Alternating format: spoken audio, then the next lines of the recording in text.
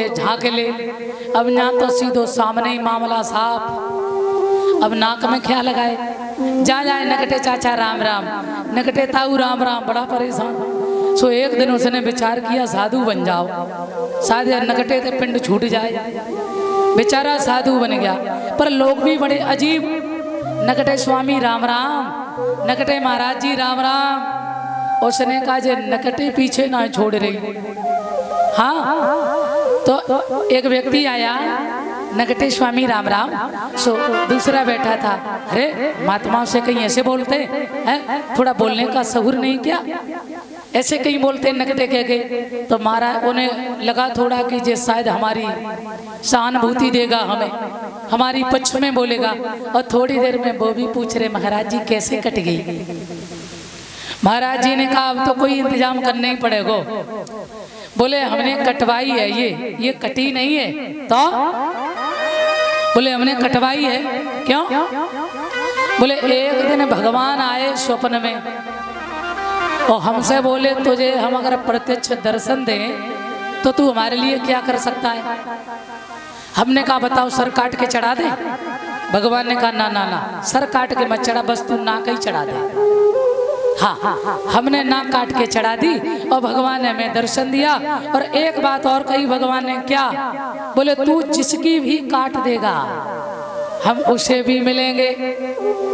तो उसने कहा सही बात। बोले हाँ। अरे तो बोले हमारी भी काट तो भगवान मिलेंगे ना। अरे बोले भगवान तो मिलेंगे, पर तुम काहे को कटाओगे। अरे बोले नाक जाए सो जाए, पर तुम भगवान तो मिलेंगे। बोला तो ठीक है, कल ले आ जाओ। सो उन्होंने मामला साफ कर दिया। हाँ, और जैसे उनका मामला साफ हुआ, अब उसने कहा कहाँ है भगवान, जब बताओ। तो उन्होंने कहा कि भगवान तो हमें भी ना मिले। क्या? फिर तुमने हमारी नाक क्यों काट दी? तुम तो कह रहे थे भगवान ही, ये खड़े हमारे सामने, ये खड़े भगवान, हमें भगवान मिले हैं। और भगवान कहाँ हैं? बोले हमें भी भगवान आज तक नहीं मिले। तो हमारी नाक काहे को काटी? बोले इसलिए, बोले हम अकेले बहुत परेशान थे, अब कम से कम 2 तो हो गए। भैया अब वो भी चिल्लाने लगा, अरे भगवान ये खड़े, भगवान ये खड़े, प्रत्यक्ष भगवान हमें दर्शन दे रहे। अब तीसरे ने कही क्यों भैया, ये सही बात है क्या? तो उसने सोचा अब हमारी तो कटी गई, तो संख्या बढ़ाओ। हाँ, उसने कहा हाँ बिल्कुल, तुम भी कटवाओ, तुम्हें भी मिलेंगे। उसने भी कटवा ली। अब भैया 3 ने 300, 300 ने 3000। अब तो नकटों का पूरा समूह चल पड़ा। हाँ, अच्छा एक बात आपने देखी, भले ही कुछ न होए, पर जो आज नेटवर्क चल रहा है ना, नेटवर्क, इससे आपने देखा कि अरे भैया फला इंसान, अरे वो तो बड़ा बहुत बड़ा आदमी है।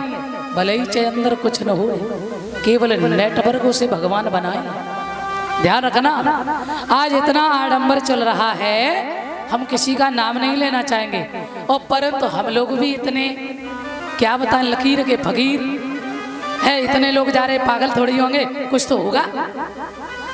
और जो कुछ थे ही सब बर्बाद होते चले जा रहे हैं। जहाँ भगवान है वहाँ नहीं जा रहे हैं। और जो थोड़ा बहुत भजन करके 4 से 10 हजार चेला चपट्टे बनाए और बने गए भगवान। ध्यान रखना, भगवान कभी भी शील्ड पाने की इच्छा नहीं करता कि मुझे कुछ बना दो। लंका तो सोने की है, उसे क्या जरूरत। हाँ, पर ये जो छोटे छोटे है ना, ये भगवान से नीचे नहीं उतरना चाहते। थोड़ा ज्ञान हो जाए तो भगवान, चेला ज्यादा बढ़ जाए तो भगवान, थोड़ा भी कुछ अच्छा मान सम्मान तो भगवान। क्यों? भगवान से नीचे कोई उतरना ही नहीं चाहता है। और ये एक शब्द आपने देखा है, भीड़।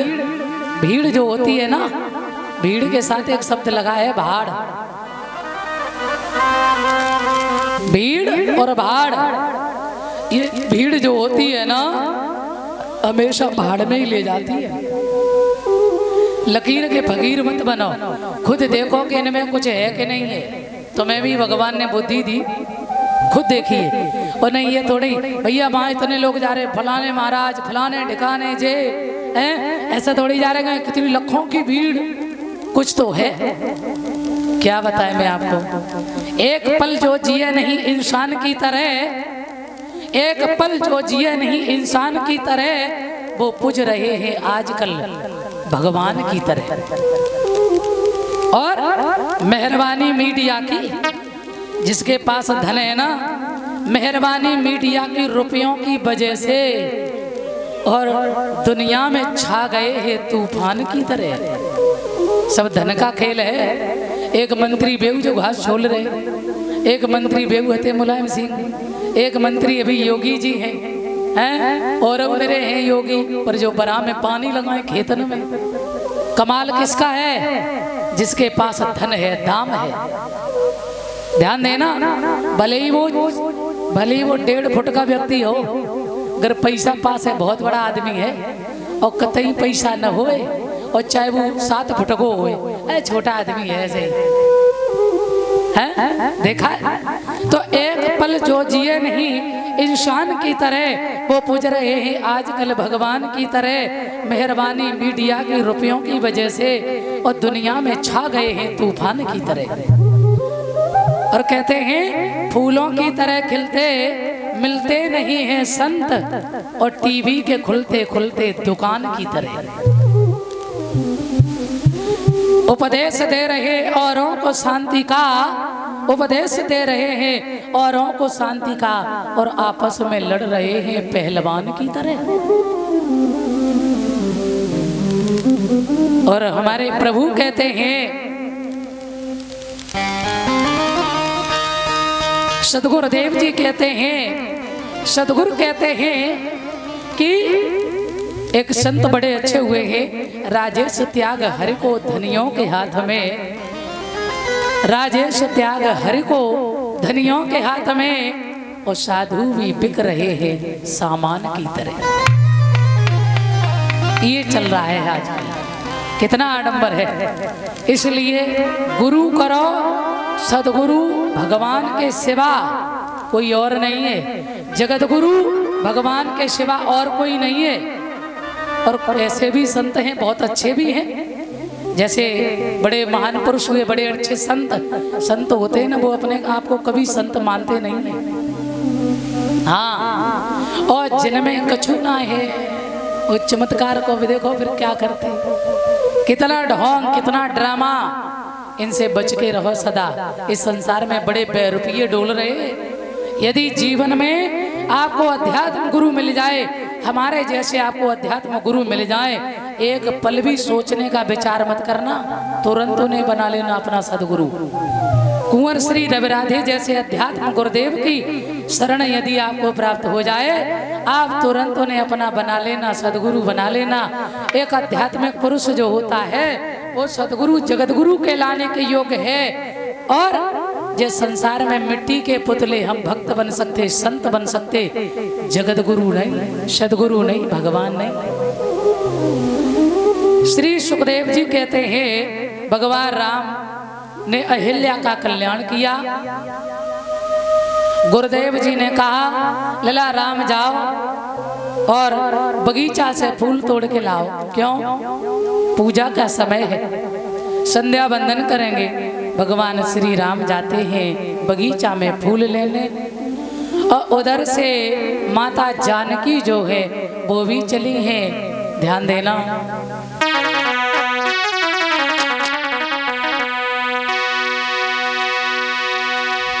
इतले सखियन को संग जानकी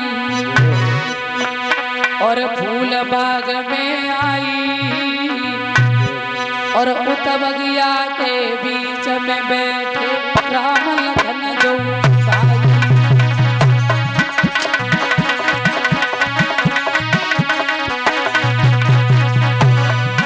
अरे उत बगिया के बीच में बैठे राम लखन जो भाई।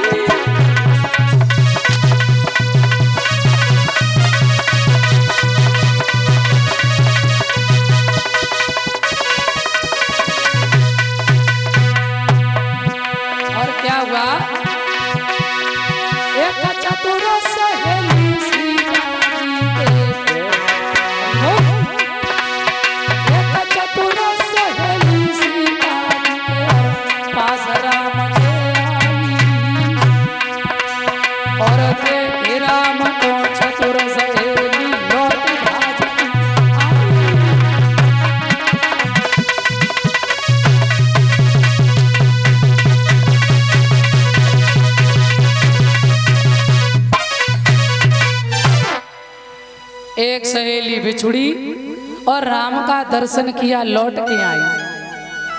और सीता जी ने देखो, क्या बात है बहना, बड़ी प्रसन्न है, कोई कारण है क्या? बोली बहना कछु मत पूछो। हाँ क्यों, क्या हुआ? अरे